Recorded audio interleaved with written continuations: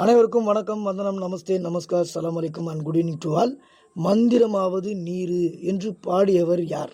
இதற்கான விடை இந்த கணக்கினுடைய இறுதியில் நான் சொல்கிறேன்.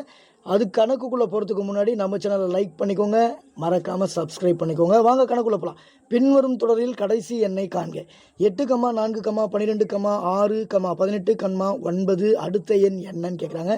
வாங்க இந்த கணக்கை எப்படி போட்டிருக்காங்கன்னு பார்க்கலாம்.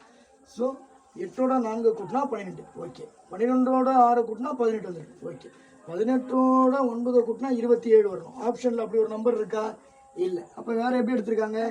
8க்கும் 12க்கும் டிஃப்ரெண்ட் பார்த்துருக்காங்க. ஒன்று விட்டு ஒரு நம்பர். ஸோ 8க்கும் 12க்கும் இடையே எவ்வளோ வித்தியாசம்? 4. 12க்கும் 18க்கும் வித்தியாசம் எவ்வளவு?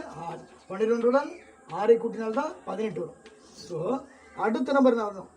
4, 6, 8. அப்போது 18உடன் 8ஐ கூட்டினா என்ன நம்பர் நமக்கு கிடைச்சிருக்கோம்? 26. ஸோ ஆன்சர் இஸ் த ஏ. மந்திரமாவது நீரு என்று பாடியவர் திருஞான சம்பந்தர். நன்றி, வணக்கம்.